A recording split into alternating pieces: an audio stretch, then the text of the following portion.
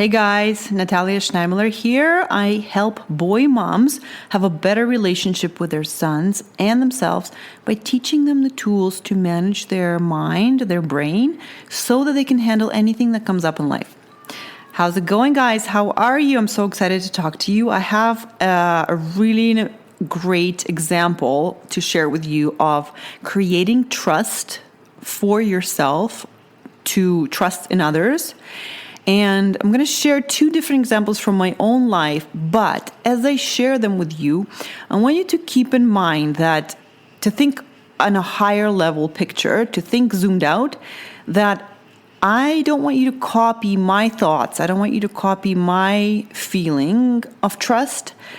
I want you to see that as an example that it is possible to create trust in your son or whoever, your husband. And I want you to get the idea that I think, this is my personal opinion, I think that is the goal for us as mothers, to practice and create trust in our sons.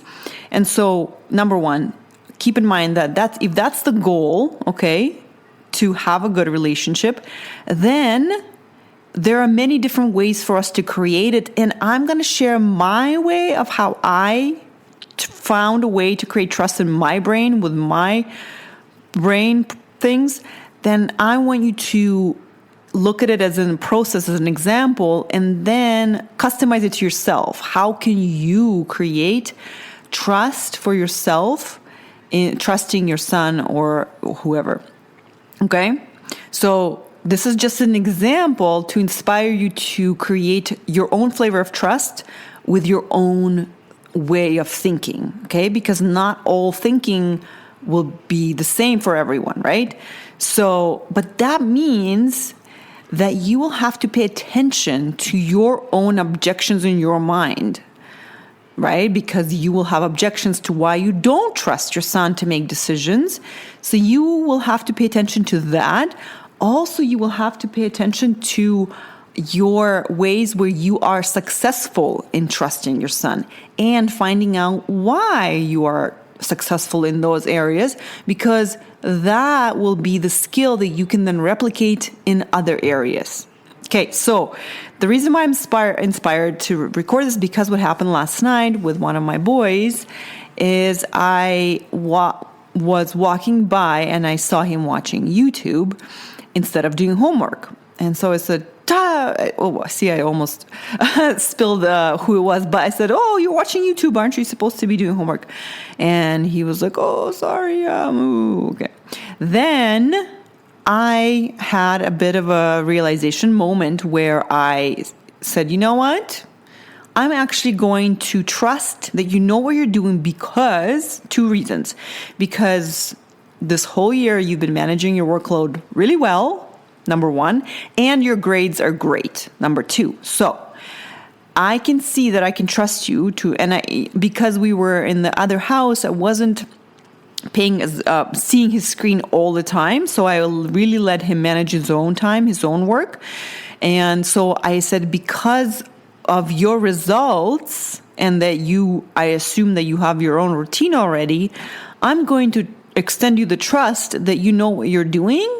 So if you're watching YouTube, then I trust that you know when to do your work and when to watch YouTube, which felt brand new to me, to have trust in him in this specific scenario, and was new to him, but I did that. Okay. So the fact that I did that, I was really proud of myself. Woohoo. Awesome. Right. Mom success.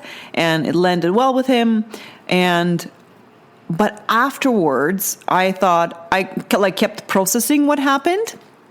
And I thought to myself, and actually in the conversation with him, I said to him, this is the reality of life. All grown-ups have to live with YouTube being available all the time, right? But we also have to learn to manage ourselves and our workload and all the things we need to do and sleep, even though we have access to YouTube and all the shows, right? So this is just a skill that you're learning, and I'm glad that you're learning it now, that you have to learn to live in the world with all the good things, even and manage all the things you have to do. So as I said that to him, I said, so it's good, you're learning that, right? So then later I was thinking, okay, so yes, exactly. If I can, and then I kind of applied it to myself. I went back full circle and I said to myself, if I can trust myself to get my work done, to do my chores, do my jobs, to get sleep, to feed myself, and trust that I won't just binge YouTube all day, right? Or I won't just watch Netflix all day, or won't just binge eat, whatever.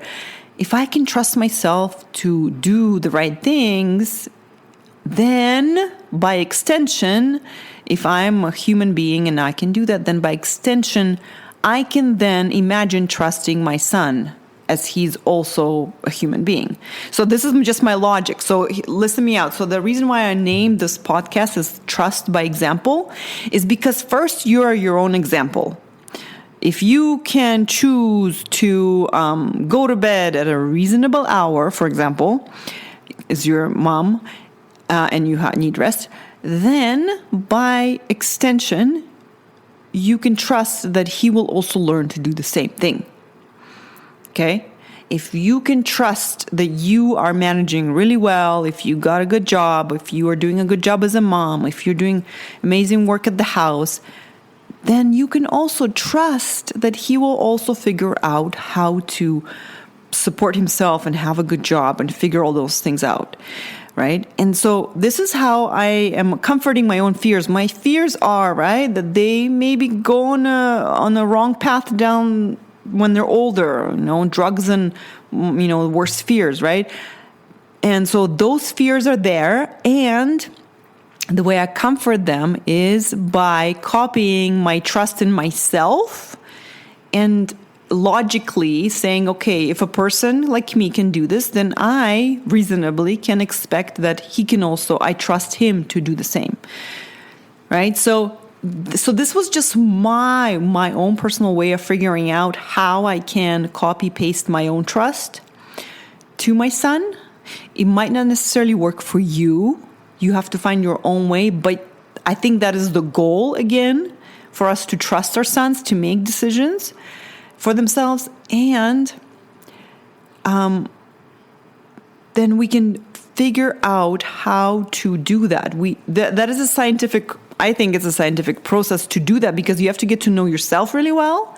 You get to know your objections about trust, and to get to know why you do trust well in other areas. So I'll give you another example where I had to experience it, and I actually chose to, on purpose, believe this because I really wanted this for myself in my life. So the other place was my marriage, where a long time ago, I had insecurities about my husband cheating. I was just afraid that would happen, not that it happened. And so it was not it was not occupying a healthy amount of time in my head. Sometimes it would take over. And so I remember finally coming to this conclusion that, hey, if I am not cheating, if I can trust myself to not cheat on him, then I can then trust and believe that he won't cheat on me, because I know it's possible. I'm my own example. So once I did that, it really worked for me. I really believed it. And I thought, you know what? Even though there's so many people out there that cheat, I know there's an example that doesn't cheat, which is me. Then I can rest in peace and trust and relax that he won't either. Because that's all I can do, really. Worrying doesn't stop it, right? So that's how I gave myself peace many, many years ago, by doing that, copying that trust into myself and copying it, and faith, really, it's really faith, into the other person. So these are two examples that I have to share with you. And again, I just want to really reiterate to you the point that it's not a specific thought that you can borrow these thoughts. And if they work for you, I'm so happy for you, because then I just saved you a lot of work to do that in your own head. But if it works for a while and it stops working, don't give up.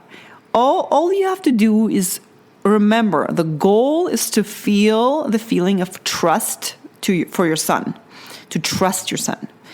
And if that's the goal, all you have to ever find is a way to believe it, the way to feel it.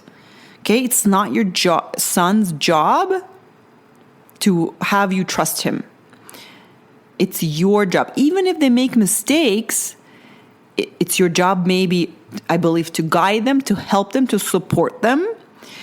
But it is your job to feel trust because it feels better. It's your responsibility because you're the one who can create it. You're the one who can also take it away and be worried all the time, be afraid all the time. Like us mothers, right? I'm constantly going back and forth between fear and worry and trusting and being grateful because I love them so much. I don't want anything to happen to them. I want them to have the best life. And so, of course, I worry about the dangers of online and drugs and who knows what else.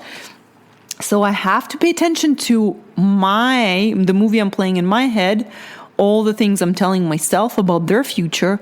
I have to pay attention to that so that I can then redirect it and remind myself, he will figure it out. I trust he will figure it out.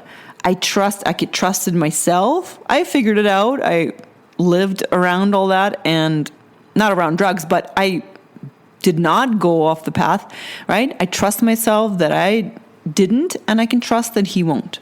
And the same with my husband, right? I trust that if he figured it out, then kids will figure it out. That is taking a leap of faith. That is super religious, I feel, because there's no proof. We have no idea what will happen in the future. And here's the best part. I want to tell you, even if your son goes off the path and does not figure it out, you know what? You're going to still save yourself years of worry and fear. You'll deal with it later when it happens. You'll deal with it later. You'll feel all the feelings later. I'll support you in that. I'll hold you in that. I'll help you. I'll coach you. I'll help you process your feelings. But worrying and being afraid now for years before anything happens is just such a waste of your time and your energy and completely unnecessary. I want you to know all the tools so you can redirect your feelings and energy and feel good. Not be stuck in the fear, not be stuck in the worry, and simply know how to manage your emotional life, your nervous system, and how to use your brain to your advantage. Okay, guys, I love you all so much. Trust that you can figure it out with your son, and then trust that he will also figure it out. Now, that is a big task, but you can practice it in small moments, okay? If you need any help, always find me on my website, www.coachingnatalia.com. Go to sign up for a free mini session, and I'd love to chat with you, find out what's going on, help you, and have a great week. I love you. Bye.